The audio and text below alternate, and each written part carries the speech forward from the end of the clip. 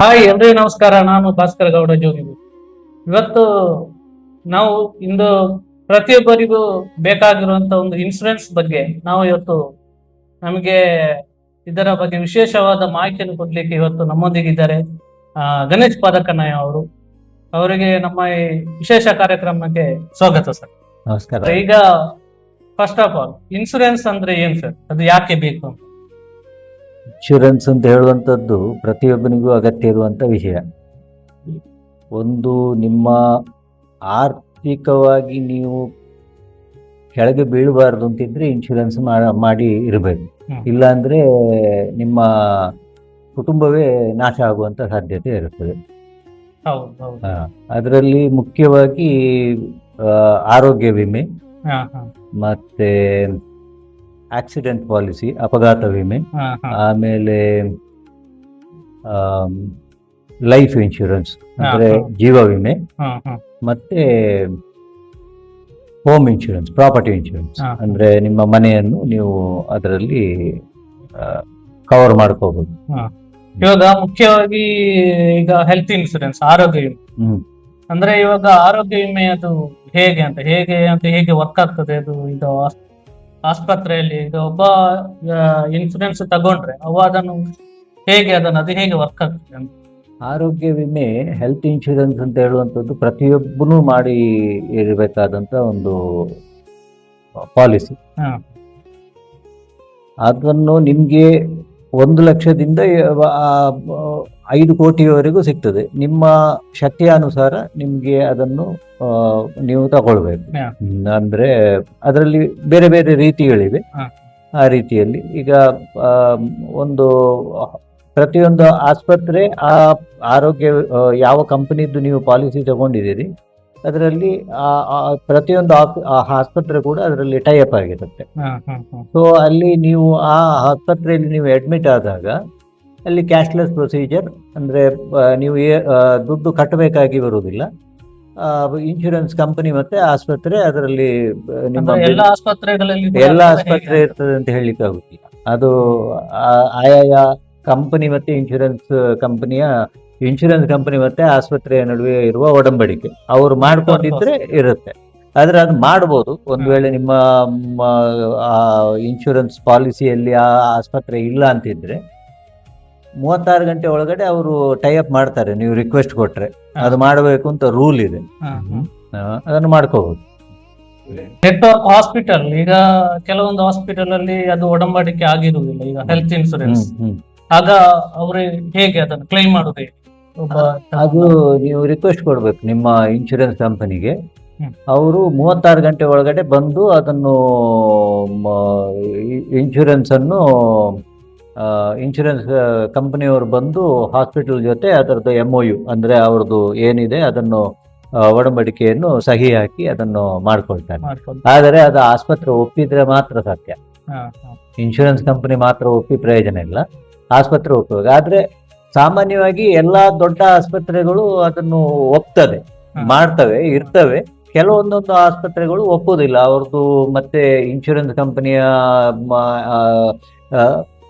Bill amount ಮತ್ತೆ ಇವ್ರದ್ದು ಏನು ಅದು ಒಪ್ಪಿಗೆ ಆಗುದಿಲ್ಲ. ಅಂತ ಟೈಮಲ್ಲಿ ಅದು ಕ್ಯಾಶ್ಲೆಸ್ ಆಗುವಂತ ಸಂಭವನೀಯತೆ ಬಹಳ ಕಡಿಮೆ ಇರ್ತದೆ.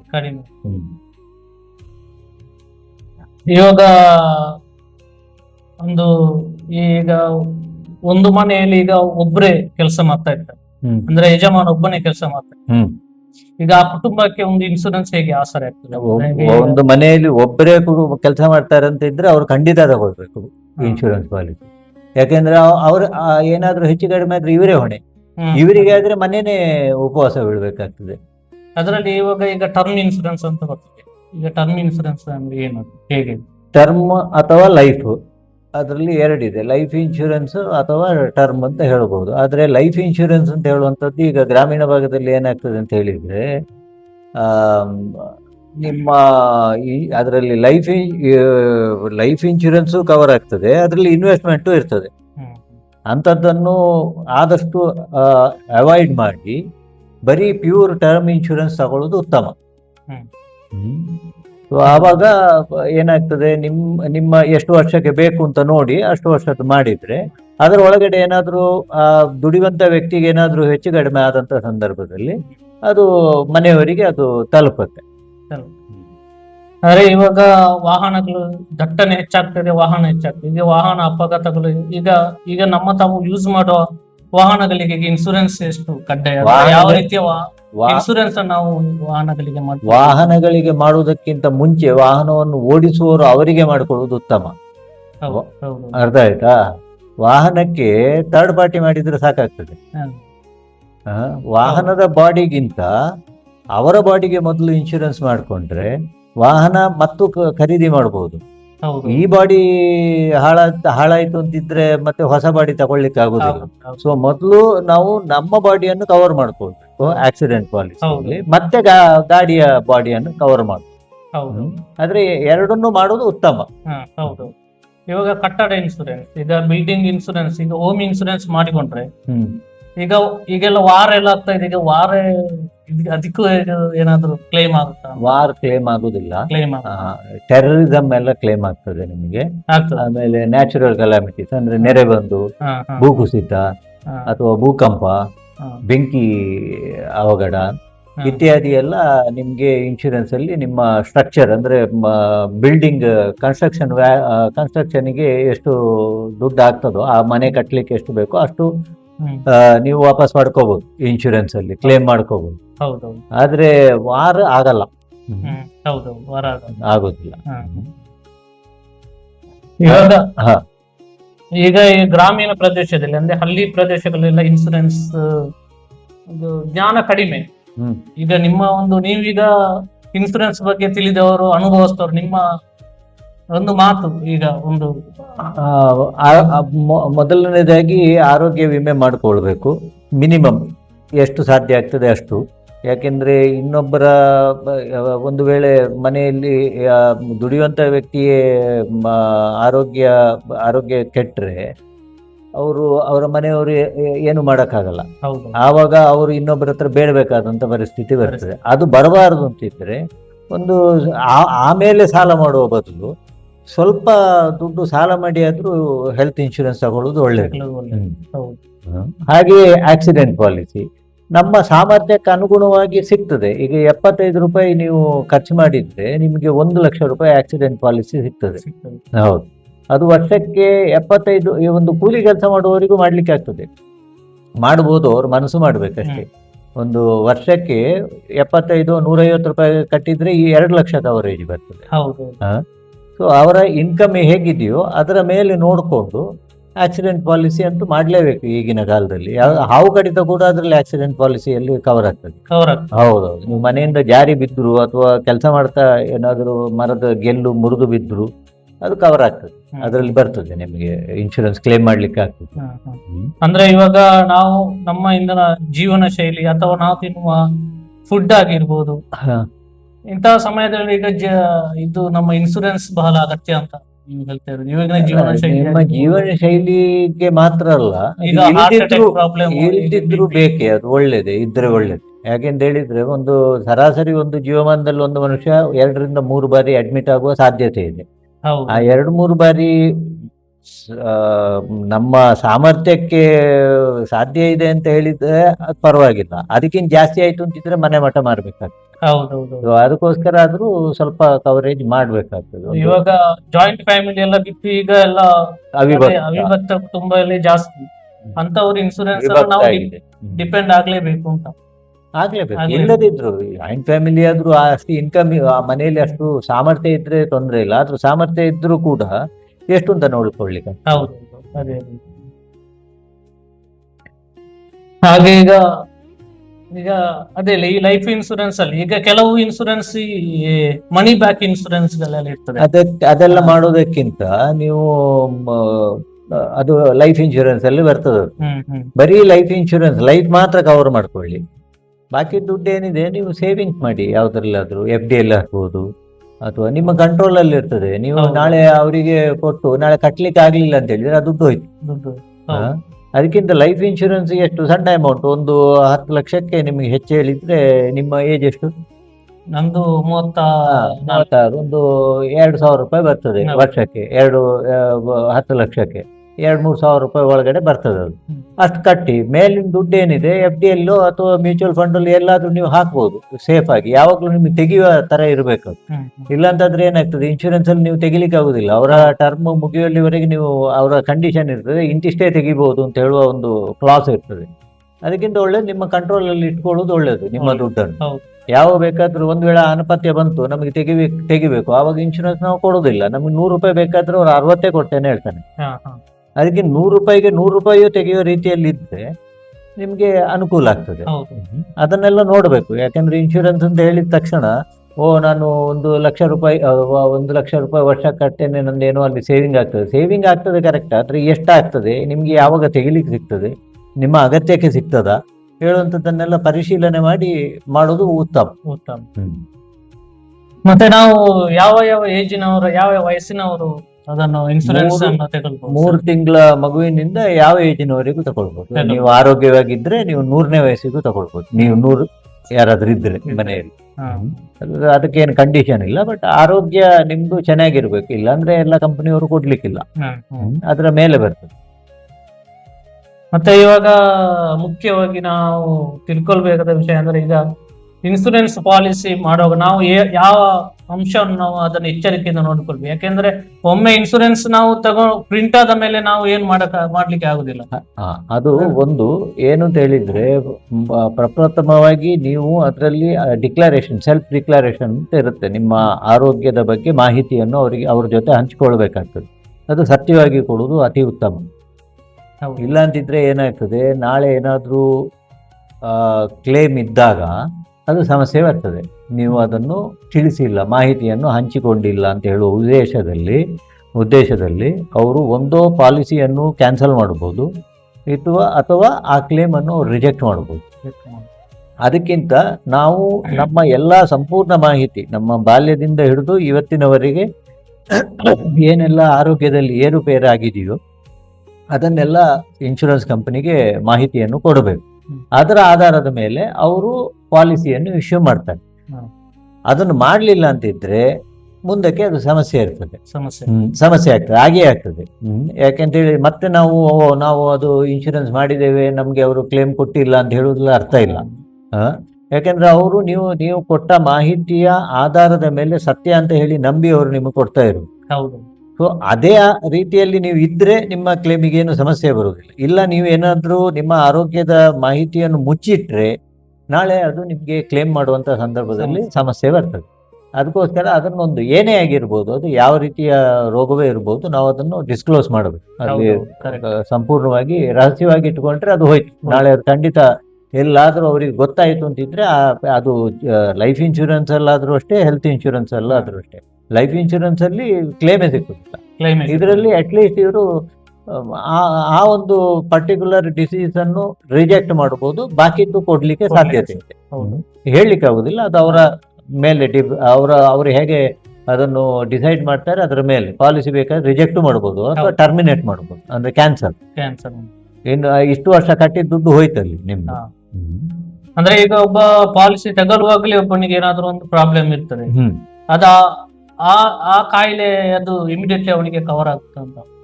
ಇಲ್ಲ, ಆಗುದಿಲ್ಲ. ಅದು ಯಾವ ರೀತಿಯ ಕಾಯಿಲೆ ಅಂತ ನೋಡಬೇಕು. ಅದು ನಿಮ್ಗೆ 3 ವರ್ಷ ಯಾವುದೇ ನೀವು ಡಿಕ್ಲೇರ್ ಮಾಡಿರುವಂತ ರೋಗಗಳು 3 ವರ್ಷ ಅದನ್ನು ನೀವು ಕ್ಲೇಮ್ ಮಾಡುವಾಗಿಲ್ಲ.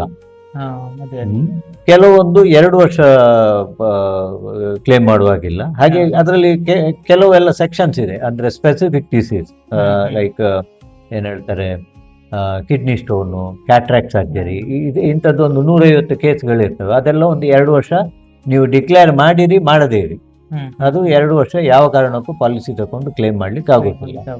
ಆಮೇಲೆ BP, ಡಯಾಬಿಟೀಸ್ ಇದೆಲ್ಲ ನೀವು ಡಿಕ್ಲೇರ್ ಮಾಡಿದ್ರೆ 3 ವರ್ಷ ಮಾಡೋಕ್ಕಾಗಲ್ಲ.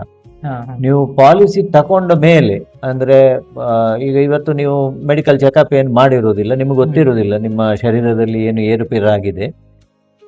ಒಂದು 6 ತಿಂಗಳ ಮೇಲೆ ನೀವು ಏನೋ ಒಂದು ಸಮಸ್ಯೆ ಬಂದಾಗ ಟೆಸ್ಟ್ ಮಾಡುವಾಗ ನಿಮ್ಗೆ BP ಇದೆಯೋ ಅಥವಾ ಡಯಾಬಿಟಿಸ್ ಇದೆಯೋ ಅಂತ ಗೊತ್ತಾಯ್ತು ಅಂತಿದ್ರೆ ಅದು ಕ್ಲೇಮ್ ಮಾಡ್ಲಿಕ್ಕೆ ಆಗ್ತದೆ. ಯಾಕಂದ್ರೆ ಅದು ಫ್ರೆಶ್ ಕೇಸ್ ಅಂತ ಕನ್ಸಿಡರ್ ಮಾಡ್ತಾರೆ. ಅದು 90 ದಿವಸದ ಮೇಲೆ ಪಾಲಿಸಿ ತಗೊಂಡು ಸಾಮಾನ್ಯವಾಗಿ ಕೆಲವೊಂದು ಇದನ್ನು ಕ್ಲೇಮ್ ಅಲ್ಲಿ ಪರಿಗಣಿಸಲ್ಪಡ್ತದೆ. ಇವಾಗ ಸದ್ಯಕ್ಕೆ ಈಗಿನ ಪರಿಸ್ಥಿತಿಯಲ್ಲಿ, ಈಗಿನ ವಾತಾವರಣದಲ್ಲಿ ಈಗ ಒಂದು ಫ್ಯಾಮಿಲಿಗೆ ಒಂದು ಎಷ್ಟು ಲಕ್ಷದ ಒಂದು ಇನ್ಸೂರೆನ್ಸ್ ಕವರೇಜ್ ಬೇಕು ಅಂತ? ಅದು ಅವರ ಇನ್ಕಮಿನ ಮೇಲೆ ಹೋಗ್ತದೆ. ಈಗ ಒಂದು ಸಾಮಾನ್ಯ ಒಂದು ಮಧ್ಯಮ ವರ್ಗ ಅಥವಾ ಬಡ ಮಧ್ಯಮ ವರ್ಗದವರು ಅಂತ ಹೇಳಿದ್ರು, ಒಂದು 15,000-20,000 ರೂಪಾಯಿ ಸಂಪಾದನೆ ಮಾಡುವವರು ಅಂತ ಇದ್ರೆ ಕನಿಷ್ಠ ಪಕ್ಷ ಒಂದು 5 ಲಕ್ಷ ಆದ್ರೂ ಕವರ್ ಇರಬೇಕು. ಈಗ ನಾವು ಏನಾದ್ರೂ ಒಂದು ಸಮಸ್ಯೆ ಬಂದು ಖಾಸಗಿ ಆಸ್ಪತ್ರೆಗೆ ಹೋಗಿ ಅಡ್ಮಿಟ್ ಆದ್ರೆ ಅಲ್ಲಿ ಲಕ್ಷ ಬಿಲ್ ಮಾಡ್ತಾರೆ ಸರ್. ಹೌದು, ಅದು ಖಂಡಿತ ಮಾಡ್ತಾರೆ. ಯಾಕಂದ್ರೆ ಖಾಸಗಿ ಅಲ್ಲೇ ಇರುವುದು ನಿಮ್ಗೆ ಸವಲತ್ತುಗಳು, ಗವರ್ಮೆಂಟ್ ಆಸ್ಪತ್ರೆ ಹೌದು, ಅಲ್ಲಿಗೆ ಹೋಗ್ಬೇಕಾಗ್ತದೆ. ಅಂತ ಸಮಯದಲ್ಲಿ ಈಗ ನಿಮ್ಗೆ ಸರ್ಕಾರದಿಂದ ಏನಾದ್ರೂ 4-5 ಲಕ್ಷ ರೂಪಾಯಿ ಕವರೇಜ್ ಸಿಗ್ತದೆ ಅಂತಿದ್ರೆ ಅಲ್ಲಿ ನೀವು ಸ್ವಲ್ಪ ಪ್ರೀಮಿಯಂ ಕಟ್ಟೋದು ಕಡಿಮೆ ಮಾಡ್ಕೊಳ್ಬಹುದು. 5 ಲಕ್ಷದ ಮೇಲೆ ಟಾಪ್ ಅಪ್ ಅಂತ ಹೇಳಿ ತಗೊಳ್ಲಿಕ್ಕೆ ಆಗ್ತದೆ. ಅಲ್ಲಿ ನಿಮ್ಗೆ ಸ್ವಲ್ಪ ಹೈಯರ್ ಸಮ್ ಇನ್ಶೂರ್ಡ್ ಅಂದ್ರೆ ಜಾಸ್ತಿ ವಿಮೆಯನ್ನು ಮಾಡಿಕೊಳ್ಬಹುದು. ಅಂದ್ರೆ ಒಂದು 20 ಲಕ್ಷನೋ 25 ಲಕ್ಷನೋ ಮಾಡ್ಕೋಬಹುದು. ಆವಾಗ ನಿಮ್ಗೆ ಪ್ರೀಮಿಯಂ ಕಡಿಮೆ ಬರ್ತದೆ. ಫಸ್ಟ್ 5 ಲಕ್ಷ ನಿಮ್ಗೆ ಸರ್ಕಾರಿ ಇನ್ಶೂರೆನ್ಸ್ ಅಲ್ಲಿ ಅಂದ್ರೆ ಗವರ್ಮೆಂಟ್ ಏನು ಪ್ರೊವೈಡ್ ಮಾಡಿರ್ತದೆ ಅದರಲ್ಲಿ ಕವರ್ ಆಗ್ತದೆ. ಮೇಲಿನ 5 ಲಕ್ಷದ ಮೇಲೆ ಏನು ಕ್ಲೇಮ್ ಬರ್ತದೆ ಅದು ನಿಮ್ಗೆ ಟಾಪ್ ಅಪ್ ಅಲ್ಲಿ ಕ್ಲೇಮ್ ಮಾಡ್ಲಿಕ್ಕೆ ಆಗ್ತದೆ. ಆ ರೀತಿ ಮಾಡಿ ನಿಮ್ಮ ಏನು ಬಜೆಟ್ ಅನ್ನು ಹೊಂದಾಣಿಕೆ ಮಾಡ್ಕೋಬಹುದು.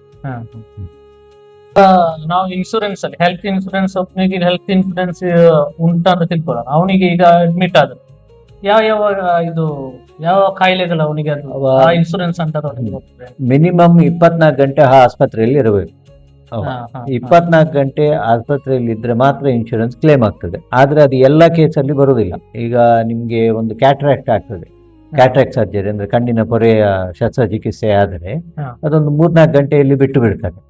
ಅದು ಇನ್ಶೂರೆನ್ಸ್ ಅಲ್ಲಿ ಕ್ಲೇಮ್ ಆಗ್ತದೆ. ಹಾಗಾದ್ರೆ ಅವ್ರು 24 ಗಂಟೆ ಇಲ್ವಾ ಅಂತ ನೀವು ಹೇಳ್ಬೋದು. ಆದ್ರೆ ಅದು ಸ್ವಲ್ಪ ಏನು ಅಡ್ವಾನ್ಸ್ ಆಗಿ ಅಂದ್ರೆ ಅಡ್ವಾನ್ಸ್ ಟ್ರೀಟ್ಮೆಂಟ್, ಮಾಡರ್ನ್ ಟ್ರೀಟ್ಮೆಂಟ್ ಅಂತ ಹೇಳ್ತಾರೆ.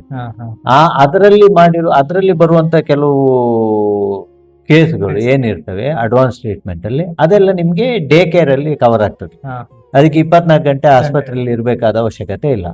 ನಾರ್ಮಲಿ ಈಗ ಮತ್ತೆ ಇನ್ನೂ ಈಗ ಒಂದು 100 ಡಿಗ್ರಿ ಜ್ವರ ಬಂದಿರ್ತದೆ ಒಬ್ಬರಿಗೆ, ಮನೆಯಲ್ಲಿ ಯಾರು ನೋಡ್ಕೊಳ್ಲಿಕ್ಕೆ ಆಗುದಿಲ್ಲ ಅಂತ ಹೇಳಿ ಆಸ್ಪತ್ರೆಯಲ್ಲಿ ಹಾಕಿದ್ರೆ ಅದು ಕವರ್ ಆಗಲ್ಲ.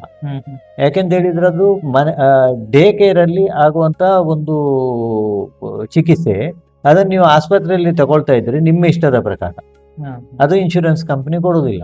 ಆಸ್ಪತ್ರೆಯಲ್ಲಿ ಅಡ್ಮಿಟ್ ಮಾಡುವಂತಹ ಕೇಸ್ಗಳನ್ನು ಮಾತ್ರ ನೀವು ಕ್ಲೇಮ್ ಮಾಡ್ಲಿಕ್ಕೆ ಆಗ್ತದೆ. ಅರ್ಥ ಆಯ್ತಲ್ವಾ?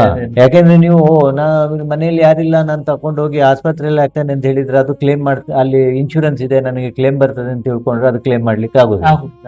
ಅದಕ್ಕೊಂದು ಇತಿಮಿತಿ ಅಂತ ಇದೆ. ಆ ಇತಿಮಿತಿಯಲ್ಲಿ ಇದ್ರೆ ಮಾತ್ರ ಅದನ್ನು ಕ್ಲೇಮ್ ಮಾಡಬಹುದು. ಮತ್ತೆ ಒಂದು ವೇಳೆ ಡಾಕ್ಟರ್ ಹೇಳ್ತಾರೆ ನಿಮ್ಮ ಮಗುವಿಗೂ ಅಥವಾ ಯಾರಿಗೂ ಅವರಿಗೂ ಇಲ್ಲ ಇದು ಆಸ್ಪತ್ರೆಯಲ್ಲಿ ಅಡ್ಮಿಟ್ ಮಾಡಿಯೇ ಟ್ರೀಟ್ಮೆಂಟ್ ಮಾಡುವಂತ ಕೇಸ್, ಅದು ಎಲ್ಲ ನಿಮ್ಗೆ ಕವರ್ ಮಾಡ್ಲಿಕ್ಕೆ ಬರ್ತದೆ. ಆಮೇಲೆ ಯಾವುದು ಕೆಲವು ಸೀರಿಯಸ್ ಕೇಸ್ಗಳು, ಆಕ್ಸಿಡೆಂಟ್ ಎಲ್ಲ ನಿಮ್ಗೆ ಡೇ 1 ಇಂದ ಕವರ್ ಆಗ್ತದೆ. ಅಂದ್ರೆ ಇವತ್ತು ಪಾಲಿಸಿ ತಗೊಂಡ್ರೆ ಆ ಕ್ಷಣದಲ್ಲಿ ಏನೋ ಅಪಘಾತ ಆಗಿ ಆಸ್ಪತ್ರೆಯಲ್ಲಿ ಅಡ್ಮಿಟ್ ಆಗ್ಬೇಕಾದಂತ ಸಂದರ್ಭ ಬಂದ್ರೆ ಅದು ನಿಮ್ಗೆ ಕವರ್ ಆಗ್ತದೆ.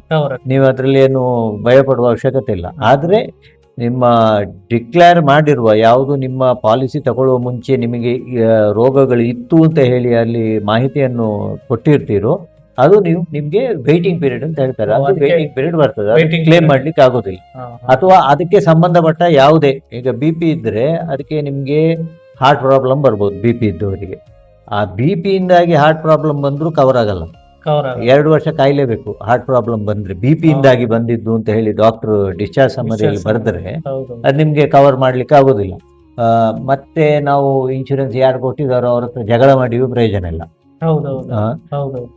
ಯಾಕೆಂದ್ರೆ ಅದನ್ನ ನಾವು ನೋಡ್ಕೊಳ್ಬೇಕು. ಅದಕ್ಕೆ ಸಂಬಂಧ ಡಯಾಬಿಟಿಸ್ ಇರುವವರಿಗೆ ಇದೇ ಪ್ರಾಬ್ಲಮ್ ಬರ್ತದೆ, ಕ್ಯಾಟ್ರಾಕ್ಟ್ ಬರುವಂತ ಸಾಧ್ಯತೆ ಇದೆ, ಕಿಡ್ನಿ ಫೇಲ್ಯೂರ್, ಒಂದು ಕಾಯಿಲೆಯಿಂದ ಇನ್ನೊಂದು ಕಾಯಿಲೆಗೆ ಲಿಂಕ್ ಇರ್ತದೆ. ಅದು ಡಾಕ್ಟರ್ ಅಲ್ಲಿ ಸ್ಪೆಸಿಫಿಕ್ ಆಗಿ ಡಿಸ್ಚಾರ್ಜ್ ಸಮ್ಮರಿಯಲ್ಲಿ ಬರೆದ್ರೆ ಅದು ಕವರ್ ಆಗೋದಿಲ್ಲ ನಿಮ್ಗೆ. 2 ವರ್ಷ ಅದಕ್ಕೂ ಅಪ್ಲಿಕೇಬಲ್ ವೇಟಿಂಗ್ ಪೀರಿಯಡ್.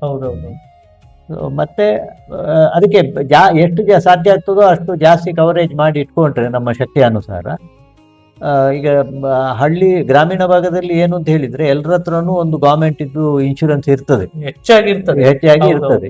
ಇರುವವರು ಒಂದು 5 ಲಕ್ಷದ ಮೇಲೆ ಒಂದು 20 ಲಕ್ಷ ಹತ್ರ ಮಾಡಿ ಇಟ್ಕೊಳ್ಳೋದು ಒಳ್ಳೇದು. ಹಾ, ಹೌದು. ಅದು ಅಂದ್ರೆ ತುಂಬಾ ಇವಾಗ ಕಡಿಮೆ ಸೂಪರ್ ಟಾಪ್ ಅಪ್ಗೆ ಅಂತ ಹೇಳಿ ಅದಕ್ಕೆ ಪ್ರೀಮಿಯಂ ಸ್ವಲ್ಪ ಕಡಿಮೆ ಇರ್ತದೆ. ಹೌದು. ಅದು ಅಷ್ಟು ನಾವು ಹೇಗಾದ್ರೂ ಮಾಡಿ ಮಾಡ್ಲೇಬೇಕು. ಯಾಕಂದ್ರೆ ನಮ್ಮ ಮನೆಯವರನ್ನು, ನಮ್ಮನ್ನು, ನಮ್ಮ ಮನೆಯವರನ್ನು ರಕ್ಷಿಸಬೇಕು ಅಂತಿದ್ರೆ ಇದಿಷ್ಟು ಮಾಡೋದು ಅವಶ್ಯಕ. ಅವಶ್ಯಕತೆ. ಇಲ್ಲ ಅಂತ ಹೇಳಿದ್ರೆ ನೀವು ಸಾಲವೇ ಮಾಡ್ಬೇಕು ಇನ್ನೊಬ್ಬರ ಹತ್ರ. ಹೌದು. ಅದಕ್ಕಿಂತ ಇದು ಒಳ್ಳೇದಲ್ಲ. ಇದಕ್ಕೊಂದು ಹೌದು. ಸಣ್ಣ ಪ್ರಮಾಣದಲ್ಲಿ ನೀವು ನಿಮ್ಮ ಉಳಿತಾಯ ಮಾಡಿ ಇದನ್ನು ಕಟ್ಟಿದ್ರೆ ಇನ್ನೊಬ್ಬರ ಮುಂದೆ ಕೈ ಚಾಚುವಂತ ಪರಿಸ್ಥಿತಿ ಬರುವುದಿಲ್ಲ. ಇನ್ಸೂರೆನ್ಸ್ ಒಂದು ನಮ್ಮ ಕುಟುಂಬಕ್ಕೊಂದು ಭದ್ರತೆ. ಅದಿದ್ರೆ ನೀವು ಎಷ್ಟು ಕಣ್ಣು ಮುಚ್ಚಿ ಮಲಗಬಹುದು. ಓ, ನಾನು ಸೇಫ್ ಆಗಿದ್ದೇನೆ ಅಂತ. ಹೌದು.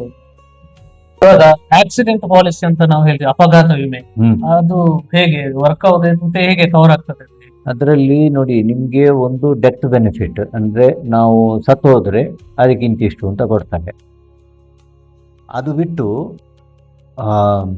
ಪರ್ಮನೆಂಟ್ ಟೋಟಲ್ ಡಿಸಬಿಲಿಟಿ ಅಂತ ಒಂದು ಇರ್ತದೆ. ಪರ್ಮನೆಂಟ್ ಟೋಟಲ್ ಡಿಸಬಿಲಿಟಿ ಹೇಳಿದ್ರೆ ನಿಮ್ದು 2 ಕೈಯೇ ಹೋಗುದು, ಮತ್ತು ಆ ವ್ಯಕ್ತಿ ಇದ್ದು ಸತ್ತಾಗಿ, ಅಥವಾ ಅದಕ್ಕೆ ಒಂದು ಇದೆ, ಅದರಲ್ಲಿ ಯಾವುದೆಲ್ಲ ಹೋದ್ರೆ ಹೇಗೆ ಅಂತ ಹೇಳುವಂತದ್ದಿದೆ.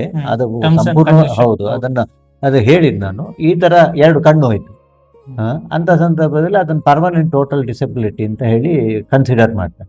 ಆವಾಗ ನೀವು ಎಷ್ಟು ಇನ್ಶೂರೆನ್ಸ್ ತಗೊಂಡಿದ್ದೀರೋ ಸತ್ತ ಲೆಕ್ಕವೇ ಅವರು. ಸತ್ತರೆ ಎಷ್ಟು ಸಿಗ್ತದೋ ಅಷ್ಟೇ ಸಿಗ್ತದೆ ಅದರಲ್ಲಿ.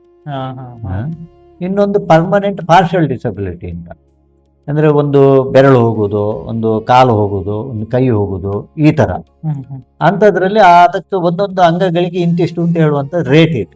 ಆದಷ್ಟು ನಿಮ್ಗೆ ಅಂದ್ರೆ ಯಾರು ಇನ್ಶೂರ್ಡ್ ಪರ್ಸನ್ ಇದ್ದಾರೆ ಅವರಿಗೆ ಸಿಗ್ತದೆ.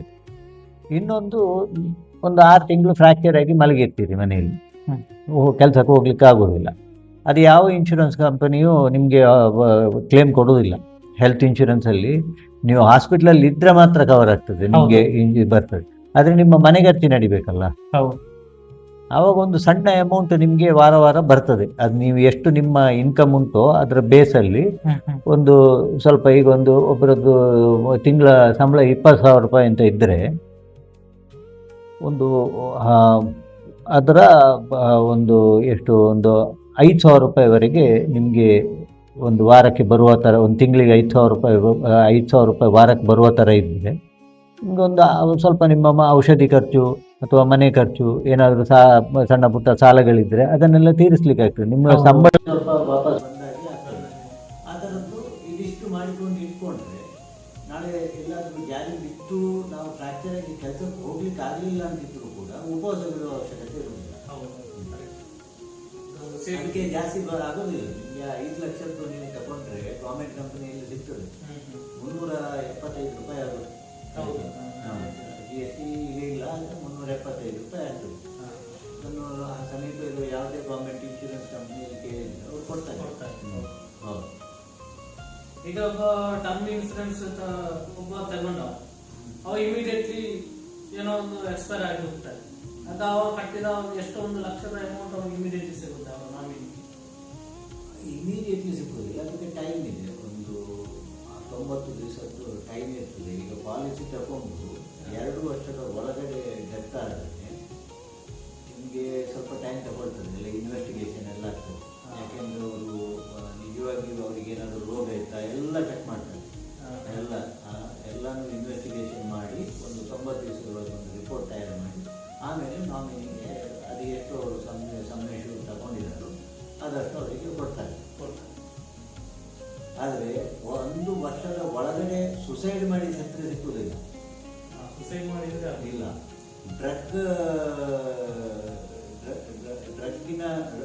ಡ್ರಗ್ಸ್ ತಗೊಂಡು ಏನಾದರೂ ಹೆಚ್ಚುಗಾರಿಕೆ ಸಿಕ್ಕುವುದಿಲ್ಲ. ಅದು ಹೆಲ್ತ್ ಇನ್ಶೂರೆನ್ಸ್ ಅಲ್ಲೂ ಕವರ್ ಆಗುದಿಲ್ಲ. ಯಾವುದೇ ಮಾದಕ ವಸ್ತುಗಳನ್ನು ತಗೊಂಡು ಏನಾದರೂ ಹಾಸ್ಪಿಟಲೈಸೇಷನ್ ಆಯಿತು ಅಥವಾ ಡೆತ್ ಆಯಿತು ಅಂತ ಹೇಳಿ ಸಿಕ್ಕುವುದಿಲ್ಲ.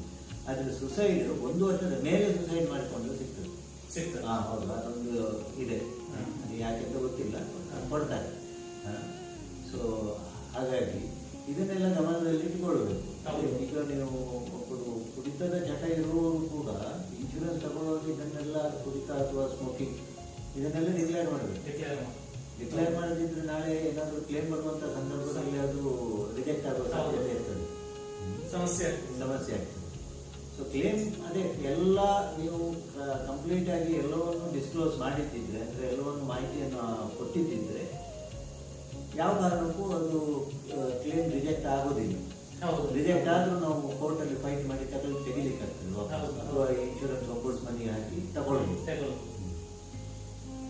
ಈಗ ಒಬ್ಬ ಇನ್ಸೂರೆನ್ಸ್ ಒಂದು 3 ವರ್ಷದವರೆಗೆ ರಿನ್ಯೂವಲ್ ಮಾಡ್ತಾ ಇರ್ತಾನೆ, ಮತ್ತೆ ಮಿಡ್ಲಲ್ಲಿ ಅವನಿಗೆ ಏನೋ ಕಾರಣದಿಂದ ರಿನ್ಯೂವಲ್ ಮಾಡೋದಿಲ್ಲ, ಮತ್ತೆ ಅದು ಹಾಗಾಗಬಾರ್ದು, ಮಾಡಲೇಬಾರ್ದು. ಅದು ಮಾಡಲೇಬೇಕು, ನಿಮ್ಗೆ ಜವಾಬ್ದಾರಿ ಅಲ್ಲ. ಈಗ ಅವ ರಿನ್ಯೂವಲ್ ಮಾಡಿಲ್ಲ ಮತ್ತೆ ವಾಪಸ್ ಕ್ಲೇಮ್ ಬರುವಾಗ ಅದು ಅವನಿಗೆ ಏನು ಸಿಗುದು ಇಲ್ಲ. ನಾಳೆ ಇನ್ಶೂರೆನ್ಸ್ ಇಲ್ಲ ಅಂತಿದ್ರೆ ಏನಾದ್ರೂ ಹೆಚ್ಚು ಕಡಿಮೆ ಆದ್ರೆ ಸಾಲವೇ ಮಾಡ್ಬೇಕಲ್ಲ. ದೊಡ್ಡ ಸಾಲ ಮಾಡುವ ಬದಲು ಒಂದು ಸಣ್ಣ ಸಾಲ ಮಾಡಿ ಅಂತ ಇದನ್ನು ಕಟ್ಟುವುದು ಒಳ್ಳೆ. ಹೌದು. ವೀಕ್ಷಕರೇ, ಇವತ್ತು ನಾವು ಮೊಬೈಲ್ ತಗೊಂಡ್ರೆ ನಾವೊಂದು ಇನ್ಶೂರೆನ್ಸ್ ಮಾಡಿಸ್ತೇವೆ ಅಂತದ್ರಲ್ಲಿ ಇವಾಗ ನಮ್ಮ ಗಣೇಶ್ ಪದಕನೆ ಅವರು ತುಂಬಾ ಅನುಭವಸ್ಥರು ಇನ್ಶೂರೆನ್ಸ್ ವಿಭಾಗದಲ್ಲಿ. ಹಾಗೆ ಅವರಿಂದ ನಾವು ತುಂಬಾ ಮಾಹಿತಿಯನ್ನು ಕೂಡ ಪಡ್ಕೊಂಡಿದ್ದೇವೆ. ಇನ್ನಷ್ಟು ಮಾಹಿತಿಯನ್ನು ಮುಂದಿನ ದಿನಗಳಲ್ಲಿ ಪಡೆದುಕೊಳ್ಳುವಂತ ಒಂದು ಪ್ರಯತ್ನವನ್ನು ಕೂಡ ಮಾಡ್ತೇವೆ.